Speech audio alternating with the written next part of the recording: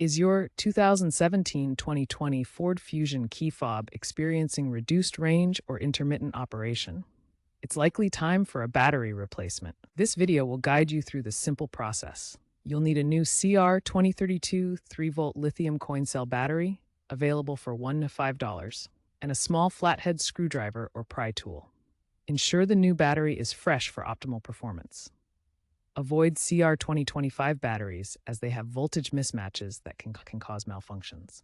Locate the small indentation or slot on the fob's edge. Gently use the screwdriver to pry open the plastic shell, revealing the circuit board. Remove the old battery, noting its orientation with positive side typically facing up. Insert the new CR232 battery, ensuring proper alignment. Snap the casing back together. Test the fob by locking and unlocking your Fusion.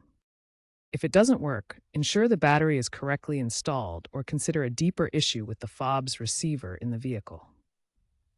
Dispose of the old battery responsibly according to local e-waste regulations.